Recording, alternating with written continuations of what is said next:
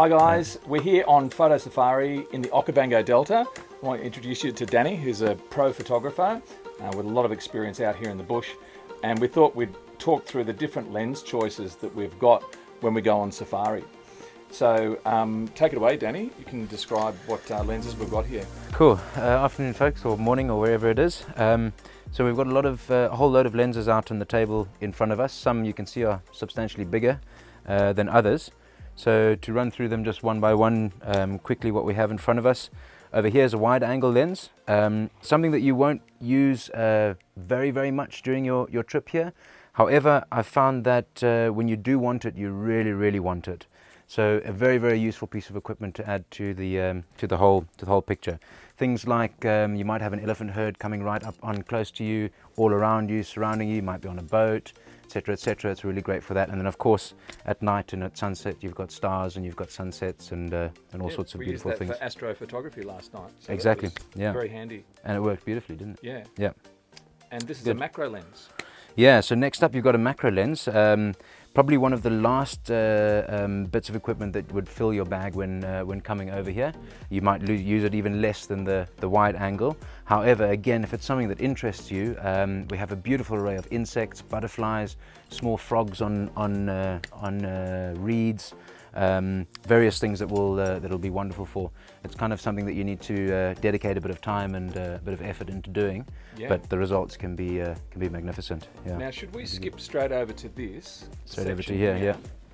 And talk about what we've got here as sort of affordable, manageable options when you're on safari to begin with. Yeah, exactly that. So we've got here, these are both Canons 100-400, and this is a 70-200 attached to here, and right over here we've got a 1.4 teleconverter on. So in my opinion, either of these two lenses, perhaps more the 100-400, is going to be about your best all-round lens. It's the one that's just ready to go with you all the time.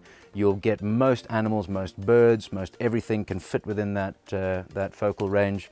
And so it's a wonderful, wonderful tool, really, really good.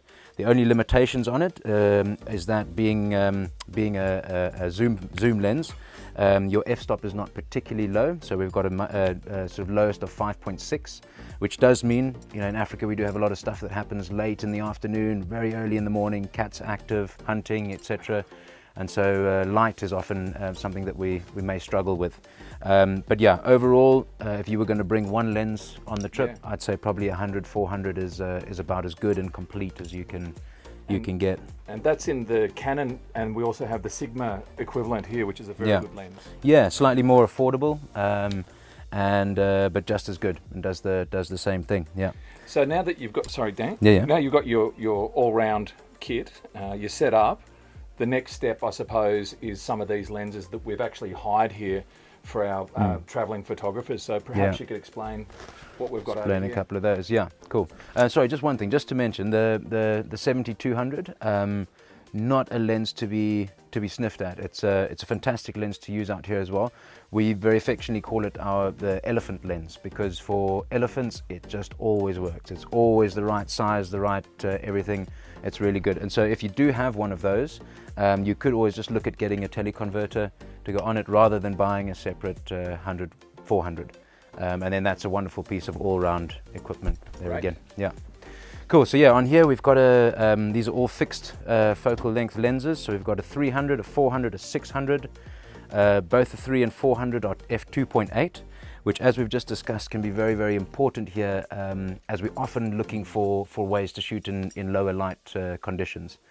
So yeah, both fantastic lenses, and again, this would be the sort of second lens to bring along after potentially your 100-400 or 70-200. Yeah. In a funny kind of way, this 300 range takes the place of a 100-400 a little bit, doesn't it? I mean, it's obviously limited, but it almost falls into that category a little bit. It's very versatile. Exactly. And then the 400 starts to give you a bit more reach. Yeah, exactly. And having that in 2.8 f-stop is phenomenal. It just allows so much more. They're just absolutely, and they're very sharp, these two lenses, or these three lenses. And fast as well. I mean, the focusing points and everything. I was lucky, I was using this one a little bit a couple of days ago on hippo, dead hippo, hyenas, wild dogs were there, vultures were there. And if I'd been only with my 100-400, I probably would have put my camera down about 15 minutes earlier than I was able to while using this one. So it was a very big help there. Yeah. And the wide aperture also helps to give character to the shot sometimes. There you if go. It's not Yeah. that interesting.